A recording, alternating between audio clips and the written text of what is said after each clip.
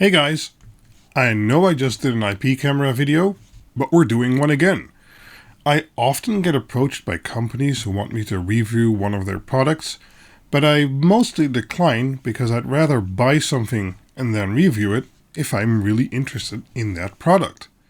But sometimes there's an exception, and this time Reolink approached me for their C2-Pro. And well, this thing has some interesting differences to the cameras I normally review, so yeah, let's take a look at that.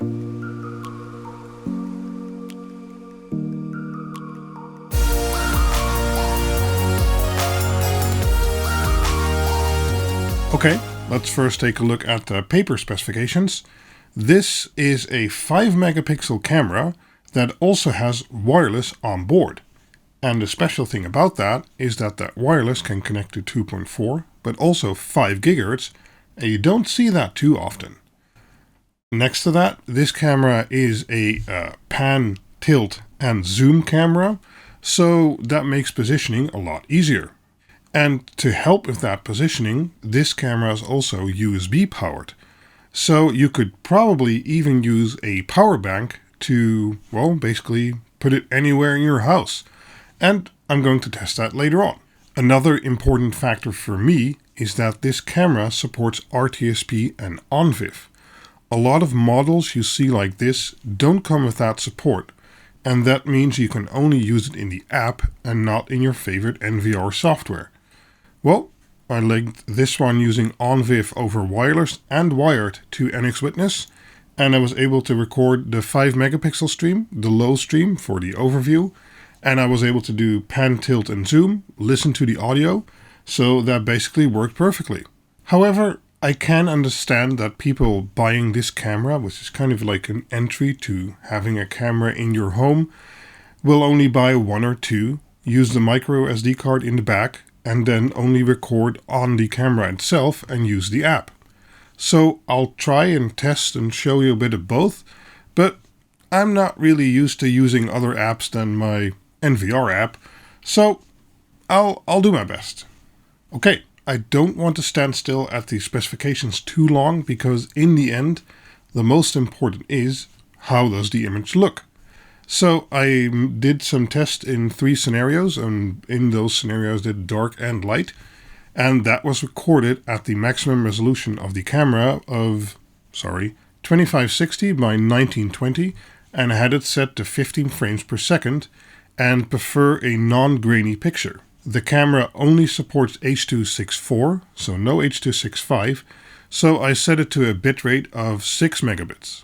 And if at any time infrared is used, I turn off all other cameras that were lighting the scene, so all infrared light you see is being generated by the camera itself. Okay, looking at the footage from the C2-Pro from Reolink, something is immediately apparent that the lens, fully zoomed out, is very wide, but because it's a 4:3 aspect ratio, it also has a lot of height, making for a very good overview picture.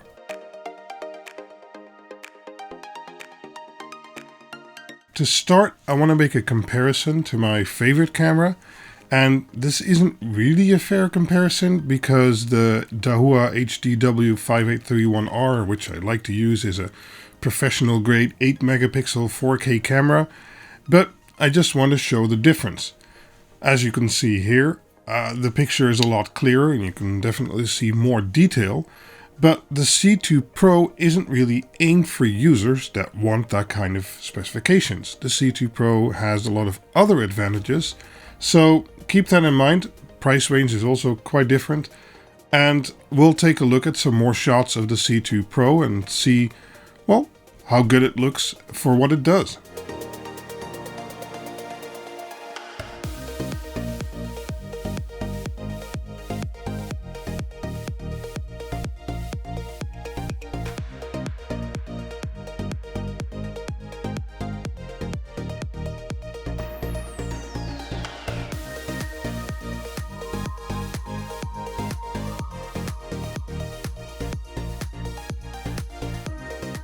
Okay, here is some footage from my tinkering room in the garage, being only IR lit by the Reolink C2-Pro, and everything is clearly visible and identifiable.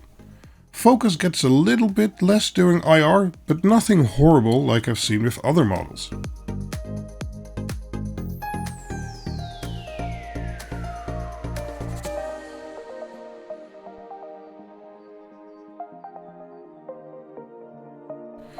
So, as I mentioned, since this is a wireless camera that is powered by micro USB, I built a little setup with my power bank here, and well, that meant that it became fully wireless, because I had, well, a power bank for power and wireless 5 GHz connectivity to my wireless network, and I tried it in several locations in the house, and it always connected to my wireless and preferred the 5 GHz network, so that worked well.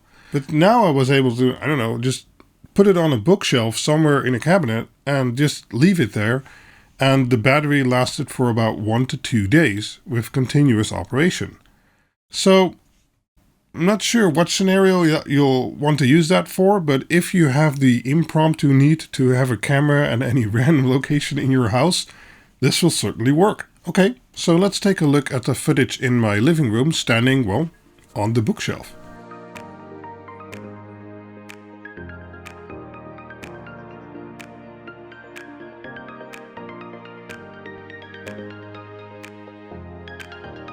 During the daytime footage, I also did a test of the zoom lens, and the specifications state that it's a 3x zoom, and judging from the picture, I think that's correct. And since it's an optical zoom, you don't lose any image resolution, so that's good.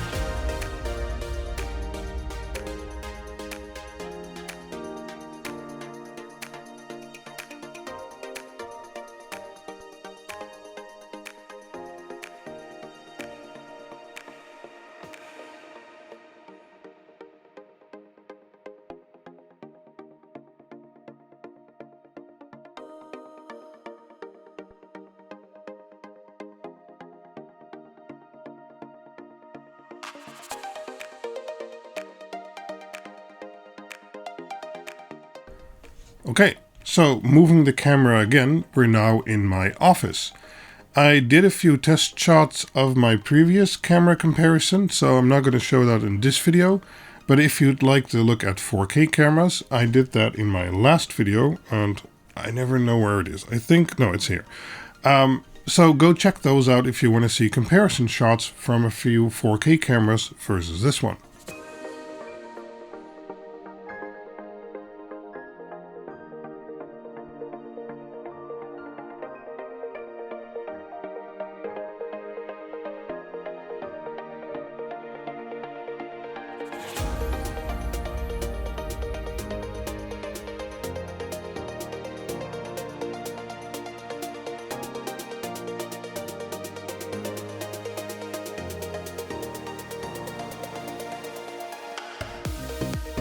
Okay, but as I said, the main selling point of this camera isn't its perfect 4K crisp image quality, but its versatility.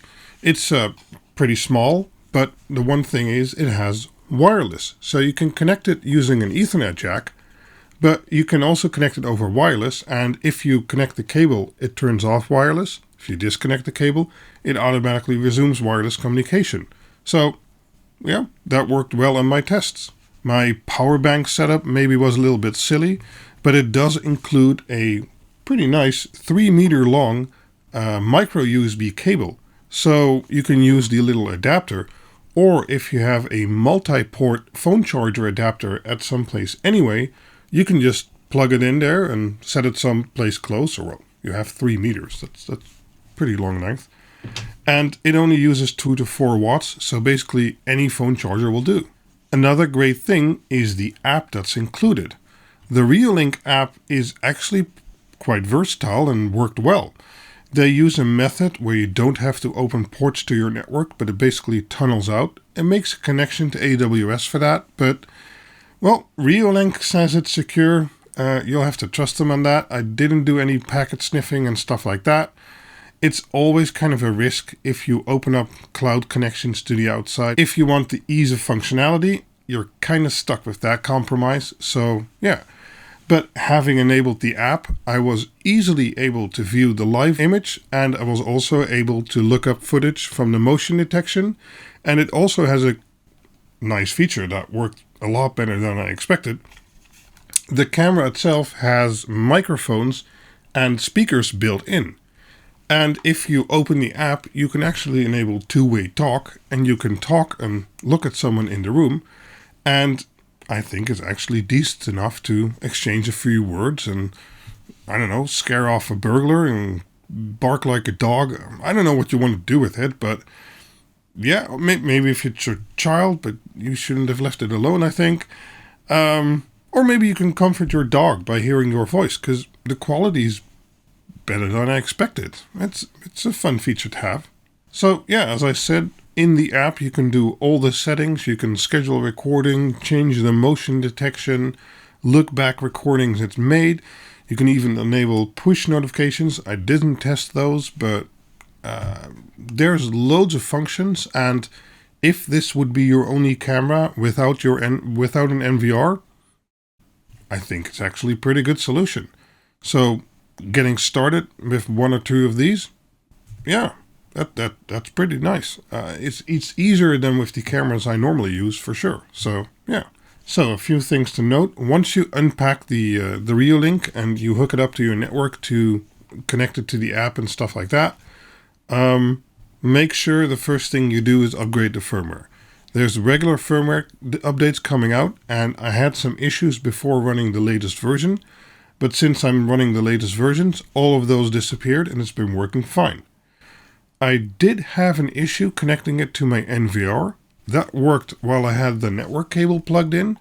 But if I didn't have the network cable plugged in, connection to the NVR would be sketchy. But ever since I've inserted a micro SD card to test that functionality, those problems went away, and it's been connected to my NVR over wireless for days without issue. So as I started, this camera is a little bit less oriented at the professional or even the hobbyist, which has network cables running all through his house, NVRs, terabytes of storage, etc.